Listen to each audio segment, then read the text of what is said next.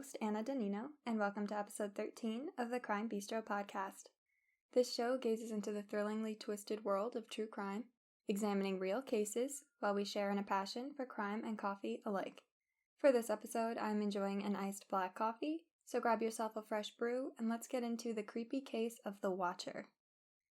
The case of the Watcher follows the infamous horrors faced by the Broaddus family as they moved into their Westfield, New Jersey dream home in 2014, only to receive letters from an anonymous individual who claimed their family had been watching the home for generations. The family found themselves in an impossible situation, unable to sell the home once the rumors of the Watcher spread, and unable to move in out of fear for their children's safety. To this day, while multiple theories have been investigated, the Watcher has remained anonymous, and for all we know, they could still be lurking outside 657 Boulevard. Derek and Maria Broaddus bought the now famous property at 657 Boulevard in Westfield, New Jersey on or about June 2, 2014 for $1,355,657. The couple considered this to be their dream home. It was close to Maria's childhood home as she had grown up in Westfield, only blocks away. The home had a spacious layout and its location was supposedly the 30th safest city in the U.S. The biggest town gossip before the Watcher case was the roof collapsing at a local Trader Joe's. According to The Cut, residents viewed Westfield as a real-life Mayberry, the fictional small town that appears in the Andy Griffith Show. This was also a very large home, with 6 bedrooms and 4 bathrooms contained in its 3,920 square feet. Derek was not from the area, growing up in Maine in a working-class family, but he had found success as a senior vice president of a Manhattan insurance company, so the Broadduses were fairly well off. And John and Andrea Woods were the previous owners of the property. The Watcher is the individual who wrote the threatening letters and the one who claimed ownership to the home. And on or about the week of May 26, 2014, John and Andrea Woods received a letter from the Watcher, who noted that there would be a new family moving into the home, claiming that they were the rightful owner. The Broaddus family received their first letter from the Watcher on June 5th of 2014, only 3 days after the closing of the sale on the home, and the Watcher had dated the letter June 4th. The quotes that I am providing from the letters are those that are listed in the court documents from the Broaddus family's lawsuit, and all are sentences from the exact letters that were sent to the home. These letters were typed and addressed to, quote, the new owner, end quote, arriving in white card-sized envelopes. The letter stated the home, quote, has been the subject of my family for decades.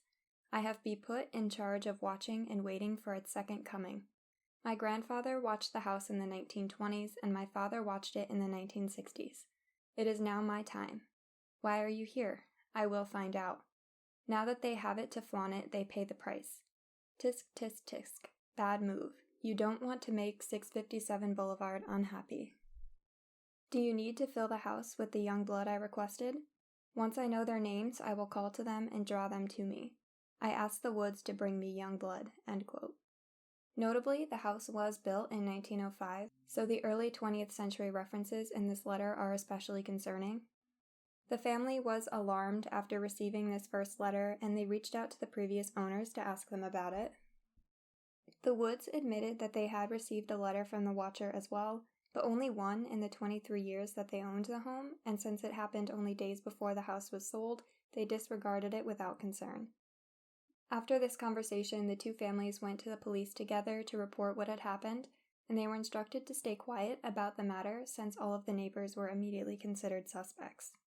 They also told the family to move any construction equipment that was outside the house in case the Watcher tried to throw any of it through a window. The Broaddus family received 2 additional letters, the first dated on or about June 18, 2014, and the second dated July 18 of 2014, and at this point they had not yet moved into the home. These letters contained the same sort of odd language, quote, have they found what is in the walls yet? In time they will. I am pleased to know your names now and the name of the young blood you have brought to me. Have you found all of the secrets it holds? Will the young bloods play in the basement? Who has the bedrooms facing the street? I'll know as soon as you move in. It will help me to know who is in which bedroom, then I can plan better. All of the windows and doors in 657 Boulevard allow me to watch you and track you as you move through the house, end quote. It was these two subsequent letters in which this person named themselves as the Watcher. Quote, "Who am I? I am the Watcher and have been in control of 657 Boulevard for the better part of 2 decades now.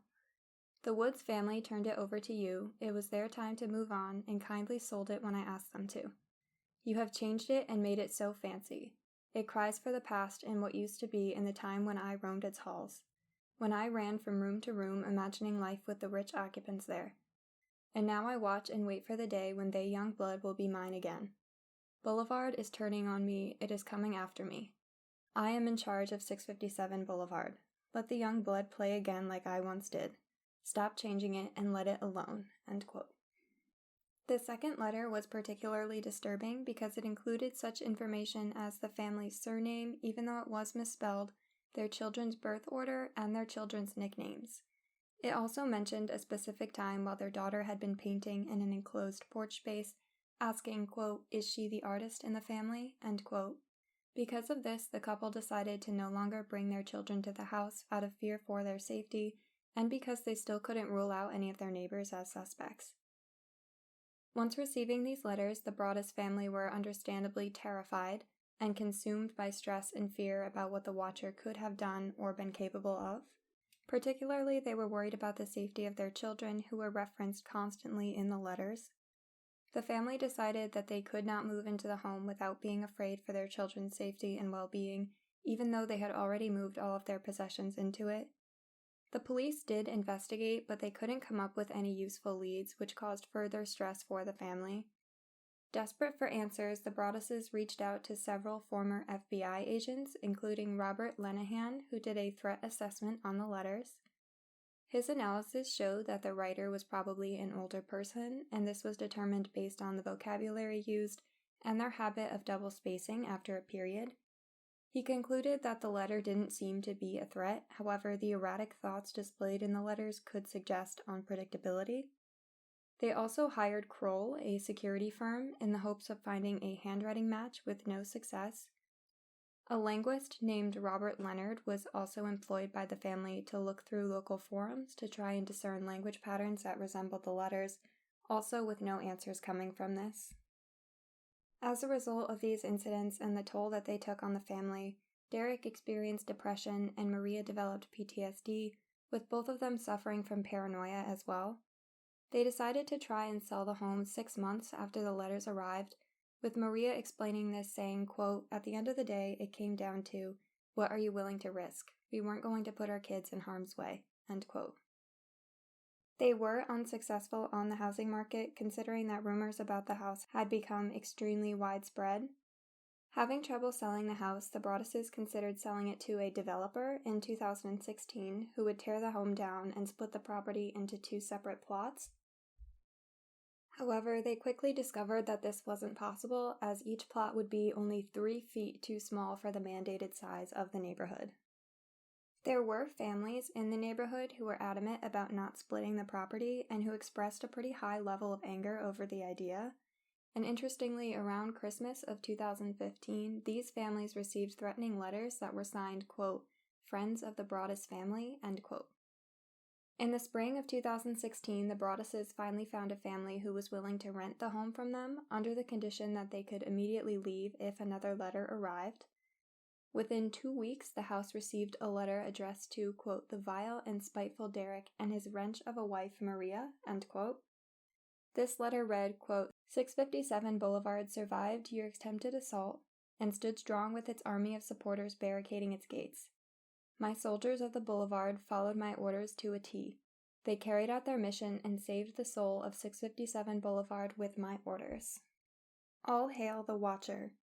Maybe a car accident, maybe a fire, maybe something as simple as a mild illness that never seems to go away but makes you feel sick day after day after day after day after day. Maybe the mysterious death of a pet. Loved ones suddenly die. Planes and cars and bicycles crash. Bones break. You are despised by the house, and the Watcher won, end quote. This terrified the tenants, however, they did agree to remain in the house as long as more security cameras were installed, which they were. Despite the minimal leads that police have in regard to this case, there are several theories that have emerged. Firstly, that the watcher is an anonymous individual who is referred to only as the gamer. While Westfield police were surveilling the home one night at around 11 p.m., a car stopped in front of the house. The car was traced back to a young woman who lived in a nearby town, and her boyfriend lived on the same block of the Broaddus home. When she was questioned by police, this woman told them her boyfriend played some dark video games, possibly including a game where he played a character who was known as the Watcher. The gamer did agree to be questioned by police, but never actually showed up to these interviews, and the police didn't have enough evidence to force him to come, so this lead dried up very quickly. Another theory is that the Watcher was Michael Langford, a neighbor of the Broaddus family. This theory was suggested by Derek Broaddus himself, who became suspicious of Langford after a neighborhood barbecue, which was shortly after the arrival of the first letter. Langford lived next door with his 90-year-old mother, and he had been in the neighborhood since the 1960s, which is the same time that the Watcher claimed his father had been watching the house. Apparently, Langford's father had died about 12 years before the Broadduses bought the home, which could explain why the Watcher said they had been watching for the better part of 2 decades. Langford was known to scare the neighbors with his odd behavior, including walking through backyards and looking into windows. He had been diagnosed with schizophrenia, which could help explain some of the odd behavior. However, this would still be extremely unsettling to see. Due to the way the houses were built, Langford would have been able to see into the porch space that the daughter was in while she was painting, which was mentioned in one of the letters. Police did question Langford after the first letter, but he denied knowing anything, and many have cited the timing of this as important, thinking it would have been stupid of him to continue sending letters after he had been interviewed by police. There was DNA discovered on one of the letters that was found to belong to a woman, and the police started to consider Langford's sister Abby, but this was tested and she was found not to be a match. Oddly enough, after this DNA test was done, police stopped investigating the Langfords immediately and dropped them as suspects with no explanation. The final theory is that the Watcher was a character fabricated by the Broaddus family. Some people find it suspicious that the Broadduses were able to move from a $315,000 house to a $770,000 house, then to the $1.3 million Boulevard home. These locals have theorized that they were experiencing buyer's remorse and were in financial trouble, looking for a way out. Many people have also wondered why the family kept renovating the home after deciding that they weren't going to move into it. Others have claimed that because major movie studios were attempting to secure their rights to these stories, the family had created the character to capitalize on those opportunities. There are a couple of issues with this in particular, mostly because selling rights to the story seems like a huge risk, especially since the family didn't have any filmmaking connections and would have no way to predict whether or not the story would actually ever get noticed. Additionally, they later attempted to stop the release of the movie based on their story in 2016. The threatening letters that were signed Friends of the Broaddus family were actually written by Derek Broaddus. He claims that he sent them after years of frustration and that he had not written the original letters, but this was still suspicious. Those who disagree with this theory have cited the family's psychological trauma experienced as a result of these letters. And this is paired with the fact that at the same time the first letter was sent, another family down the street at 633 Boulevard had received a letter as well. This family had lived in their home for years without having any problems, so they had just decided to throw the letter away and disregard it. As mentioned, Derek and Maria Broaddus did bring a suit against the Woods family in 2015 on the grounds of their, quote, fraudulent, avaricious, intentional, and negligent concealment and misrepresentation of material facts regarding the single-family dream home, end quote. Essentially, what this means is that they were claiming that the Woods failed to disclose that they had received letters from the Watcher. Quote, defendants knew or should have known they would lose the deal upon any disclosure of the Watcher letter, and knowingly elected to pursue the $1,355,657 sale rather than lose out on the sale to the plaintiffs, end quote. The lawsuit charged the Woods with 9 different counts, including violation of the New Jersey Consumer Fraud Act, common law fraudulent concealment, common law fraud, equitable fraud, breach of the implied covenant of good faith and fair dealing, intentional infliction of emotional distress, negligent infliction of emotional distress, tortious interference with prospective economic advantage, and unmarketable title. The court documents heavily emphasized the Woods' deliberate deception during the sale process and the fact that they misrepresented the experience of living in the home. And the Broaddus family suffered many losses as a result of the sale, including the reduction in the market price of the home once the Watchers' presence was revealed, the expenses incurred from the mortgage, taxes, and home insurance, and their legal fees in seeking compensation for the Woods' statutory fraud.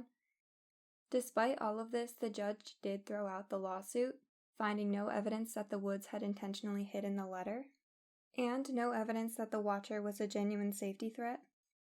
This judge also said it could set an unreasonable precedent for what sellers are required to disclose, and the lawsuit did attract a lot of media attention, and the house became the subject of a sort of media frenzy during it. In October of 2016, a horror movie called The Watcher was released by Lifetime, despite a cease and desist order from the Broadduses, and Netflix won the rights to this story in 2018. As for the house itself today, in July of 2019, 657 Boulevard was sold for approximately $959,000. This is about $400,000 less than the Broadduses bought it for, and so far the new owners have not reported receiving any letters from the Watcher. The house is described as, quote, stunning, one-of-a-kind, turn-of-the-century colonial, with a dramatic wraparound front porch, with impressive curb appeal and a picturesque street, end quote. Interestingly, the home is also described as being 100% less expensive than nearby properties. With a case such as this, which received so much media attention, it is hard to pinpoint a theory to cite as the most likely. It is understandable that the Broaddus family themselves would come under suspicion. However, personally, the fact that they immediately started renovating and the amount of time and money they spent on investigative resources are evidence enough that they weren't involved. Michael Langford is an interesting character to consider as well, and his odd behavior with other neighbors does draw eyes. However, I assume that there were parts of the investigation that the police kept private from the news when they cleared him as a suspect, so in my opinion the most likely culprit is this gamer character. His neglect of the police interview is suspicious enough in itself, and it seems like an innocent person would rather have their name cleared in the investigation than to remain a subject of interest. However, it is always possible that the gamer was an innocent person trying to avoid the media interest, and that the real Watcher is still out there somewhere in the shadows. Thank you for listening to this week's episode of the Crime Bistro podcast, and if you're interested in learning more about the eerie case of the Watcher, all of the sources are listed in the show notes at crimebistro.com. If you have a theory of your own to share, feel free to head over and visit the podcast on YouTube or on Instagram at Crime Bistro Podcast to leave a comment and see some behind-the-scenes updates on the episodes to come. With that, this story is coming to a close, so thanks again, and as always, until next time.